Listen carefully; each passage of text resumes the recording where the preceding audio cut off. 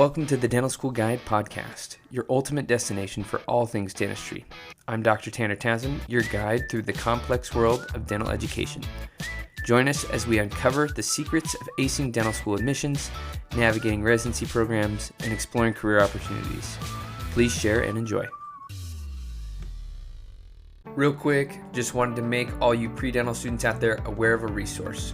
If you've ever been worried about getting into dental school or are wanting to get into that school of your dreams, then you definitely want to check out a program called Dental School Guide. In the program, we walk you through how to save money, time, and heartache when applying to dental school. There's so much fluff out there when it comes to resources for getting into school, and we are streamlining all of that. With our comprehensive digital course, expert mentorship, and personalized application review services, you'll have everything you need to stand out to admission committees. Take advantage of this amazing resource that will help you increase your chances of getting into dental school. You'll want to check out dentalschoolguide.com. Check it out. Welcome back to the Dental School Guide podcast. I'm your host, Dr. Tanner Townsend, and today I am here with one of our amazing mentor students, Salina from Oklahoma. Salina, it's great to have you on the show. Thank you so much for letting me be here. It's so exciting. Well, we are super duper excited to have you on the show. Well, first and foremost, you and I have worked together for some time now, but tell us a little bit about yourself and how you became interested in dentistry in the first place. Yeah, of course. So my name's Salina. I am from Edmond, Oklahoma, and I've grown up here pretty much. I graduated from a local university, and I've been pursuing dentistry for about 6 years now. So getting into dental school was very, very exciting. Awesome. Well, tell us a little bit about that journey. Like you said, you've been on this journey now for 6 years and trying to work in that process to get to the point that you're at now for 6 years. Yeah. Walk us through some of the things that sparked your interest initially and the stepping stones that you took along the way. Yeah, well, my path was a little untraditional. It's been a lengthy path, but it's been very worth it. So I first got into dentistry by going to a dental assisting school locally. I had a friend recommend it to me, and I've always been interested in healthcare, so I thought it was a great idea and jumped right in. And just learning more and more about the field of dentistry, I fell in love with it and just found myself wanting to learn more. So first I pursued hygiene shortly after that. And just the same feeling of just wanting to learn more, wanting to do more, wanting to play a bigger role in my community. And it just continually felt like going to all out and being a dentist was the way to go with that. So I talked to some advisors around my university and figured out what those next steps would be and what it would take to get to where I am now. Okay. Well, it sounds like you've been able to experience multiple different aspects of the dental field, which is excellent experience along the way, because then you kind of know, obviously, what you're getting into. That's why they have a shadow. That's why schools want us to work in the dental field potentially and get that experience.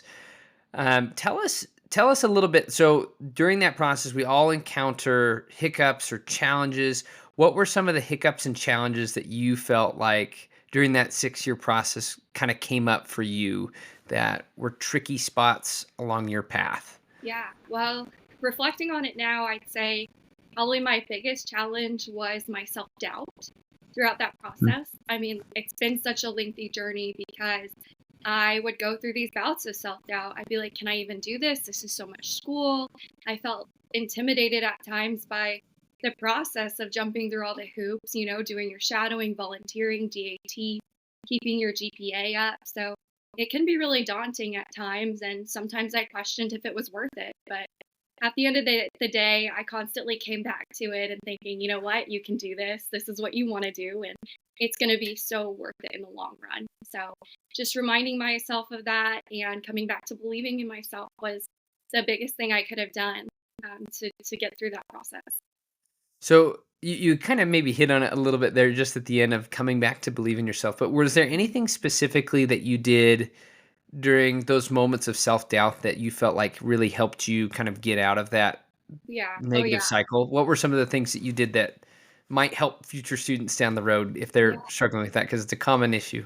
I'd say the biggest thing for me was just to stay involved in the field. in any way that you can, volunteering at certain events or even being a dental assistant in a dental office, just surrounding yourself by the field of dentistry. I've always felt right at home, and I'm sure a lot of people do that want to pursue this field. So I think just staying in it, even when you feel doubtful, it's like, you know what? Let me just go to this local dental office and shadow. Let me see what this is about. And every time I did that, it just reminded me of why I'm doing this and why I want to be here. So that was really helpful for me through that process. I love it. I love that. So, in terms of like the application process, you had that 6-year period. You've been preparing school, DAT, all that stuff. You get to the application. What were some of the things in the application that you're like, oh, that was kind of tricky, or oh, I didn't know that? Yeah. That like during that whole application process, like even to the stuff near the end, what were some things that like you're like, oh, I did not know that going into it? Well, a lot of people say the application process is lengthy, that there's a lot that you have to include. And going into it, I thought I was prepared. I'm like, okay, I have all this experience under my belt. Let's go. All we have to do is just put it under on paper.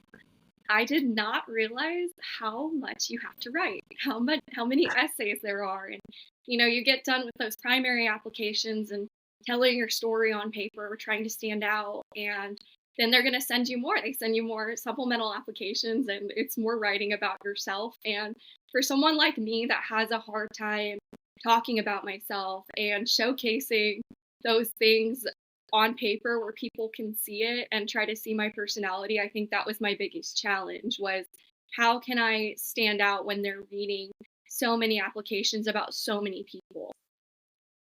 How No, can I, they I think know me? Yeah, I think the essays are a huge aspect of that like people typically overlook, and they're like, "Oh shoot, like they're like Lincoln Memorial has like 30 some essays they want you to write." Yeah. And that's a lot. It's You're constantly typing it and writing things up. Well, I'm just kind of curious, how did you come to find Dental School Guide, and how has that kind of helped you along this journey, especially the last year? Yeah.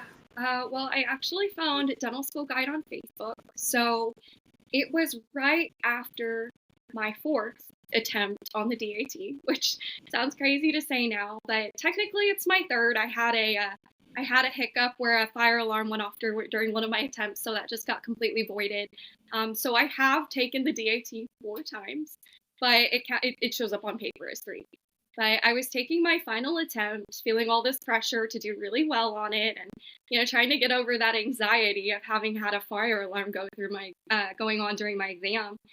And I didn't do as well as I had hoped. I set a goal. I was like, okay, I'm going to get a 21 on this DAT. I'm going to do so good. And I spent so much time bringing my score up. And for some reason, that last section, the QR, just didn't go as well as I wanted it to, and brought my score down a little bit, but I'm still happy with it, and it got me to where I am, so it's okay. But at the time, I was so worried about it, and I came home from my DAT, and I was just scrolling on it was the DAT boot camp group page on Facebook, and trying to read through some other people's success stories. Like, okay, do I have a chance with the score that I got? So I'm doom scrolling through there, and I saw somebody recommend Dental School Guide that had similar stats to me.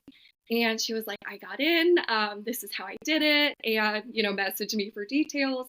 So I reached out to her and I was like, hey, what can you tell me? How can I get in? Like, what's this School Guide program about? And she connected me with her mentor. So I got to talk on the phone with Harrison, and it was super, super helpful. It helped me feel a lot more confident in the program, and it just I felt like I wasn't alone in not scoring as high as I wanted to. It's like, okay, how can I make these stats work? How can I still get in and not let this get me down? So I feel like I found School Guide at just the right time.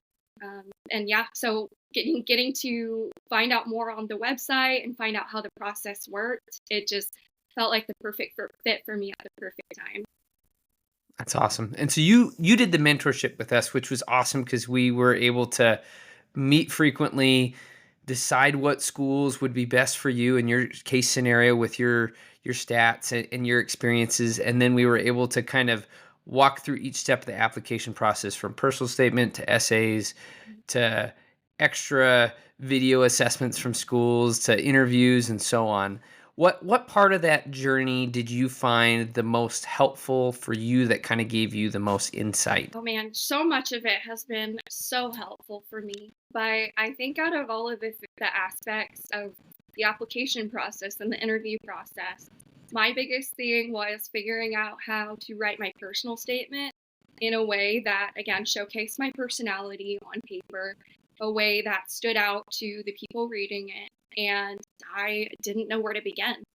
At first, I thought, how hard would it be to write about myself? But it turns out pretty hard. So Dental School Guide helped me figure out how to do that. Just meeting and getting to talk about things outside of dentistry that I enjoy, and figuring out which one of those hobbies or which one of those personality traits I could add into my personal statement to really help showcase my love for dentistry. So that was a huge help, and I loved the interview prep. The mock interviews were so helpful, and I actually got asked a lot of the questions of the mock interview in my actual interview. So I went into my actual interview like, oh, we've done this before, piece of cake. It was so helpful.